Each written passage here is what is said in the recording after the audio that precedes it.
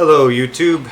I just wanted to make a quick video today to share some news with you and some insights that I have on something.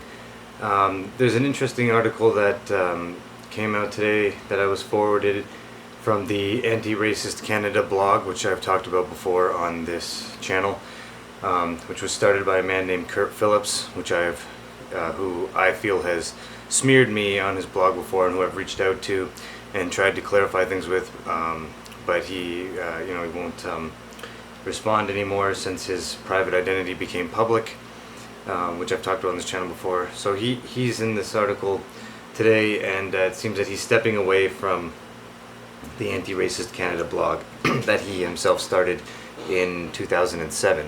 And there's something very, very interesting about this article that he has posted, and I wanted to share this fact with you, and then point out some research that I've become aware with that kind of points this out. It's about motivations and personality profiles of people on the far left, which is a subject that I kind of talk about, and I've talked about a lot over the years. One of the very first videos that I posted on this channel 4 years ago, when I first started doing political commentary and related material, was my own video, my own commentary, and it was titled "Don't Let Resentment Drive Your Politics." And I think that's really interesting because that was 4 years ago. I wasn't aware of any of the research that I'd become aware of in the following years, but I could tell from interacting with Antifa here in Toronto that they just seem to be extremely toxic and hateful people, and they seem to be very resentful, and it was obvious to me just on the surface that was sort of what drives them. But like I said, more research came out later that I became aware of, and I thought it was interesting. I'm going to share with you in a second, but how this relates back to this Antifa linked blog run by Phillips, who I would argue, and I'll show in other videos, is, you can just call him directly an Antifa guy, because this is an Antifa blog. So, and on the banner to the front page of the website for many years, I'm not even sure if it's still there, it just said it had Antifa. I have screenshots of this, and it's a well-known thing, just endorsed on the front of the page. So it's an Antifa blog, and in this post where he describes why he's stepping away from the blog, he says himself in his own words at one point,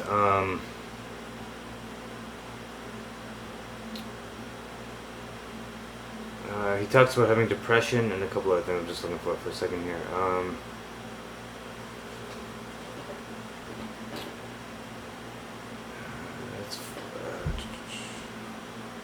I'll have this article linked in the description as well. Talks about how he thought interestingly, he talks about how he was operating anonymously and how his ego kind of got too big and he thought he was untouchable, and then he eventually did get doxed.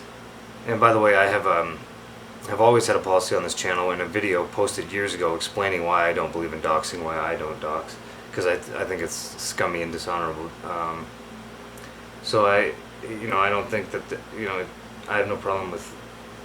I wouldn't have doxed Kurt per se necessarily, or who knows. I do think he's dangerous at this point, but he got doxed. I think he had it coming, and it seems like he had an issue with Lisa Hadigan, which was interesting, that led to him getting doxed.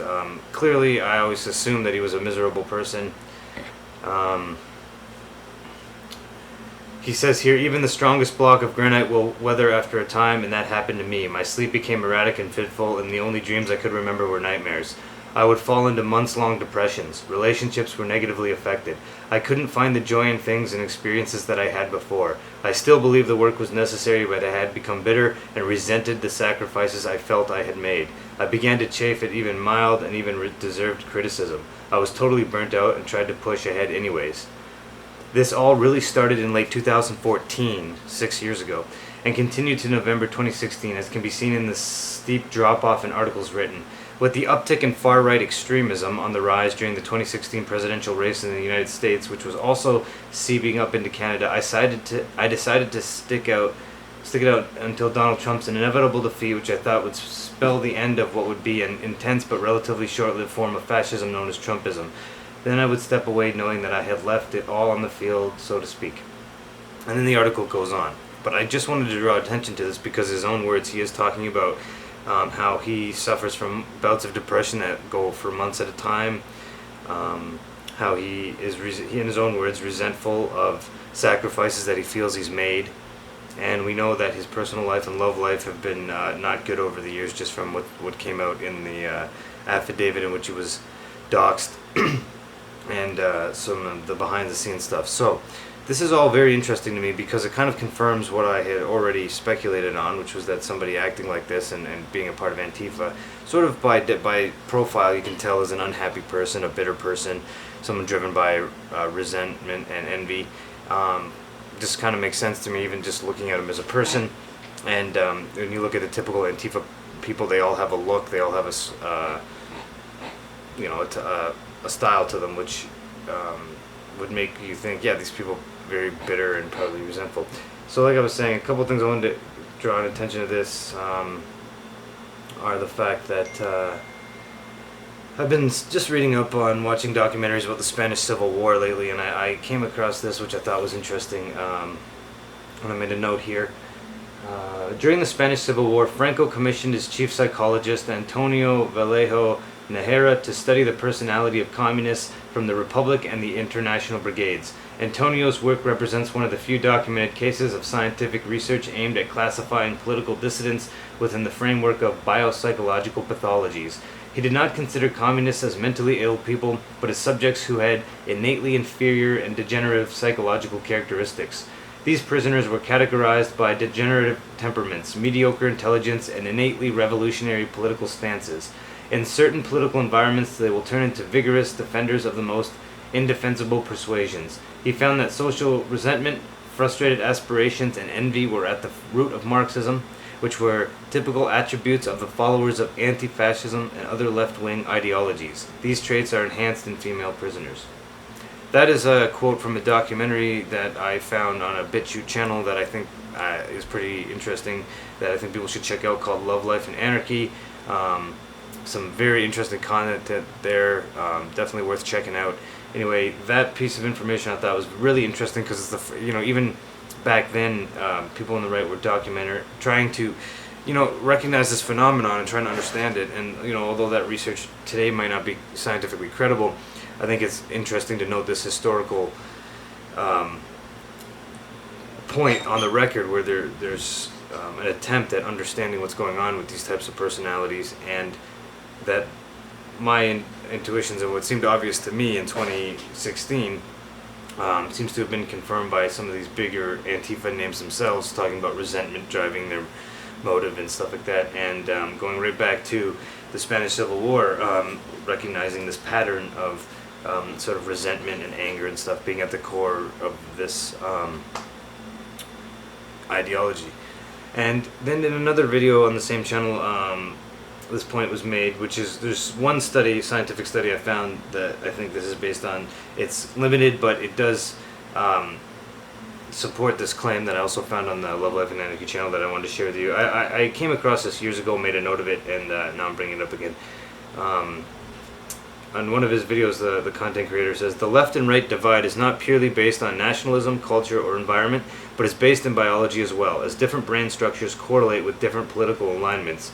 Individuals that consider themselves conservative have a larger amygdala, while individuals that consider themselves leftists have a larger anterior cingulate cortex.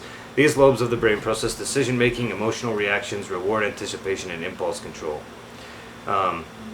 That's, I don't want to digress into a huge topic of sociobiology and stuff like that, but that's just one point that I wanted to bring up, that there is research, there's data that does show that, there's biology, again, linked to this, what drives people to this ideology, this Antifa ideology, which is a revolutionary sort of anti-civilizational ideology. It's rooted in resentment, it's rooted in jealousy, and this is just more kind of evidence to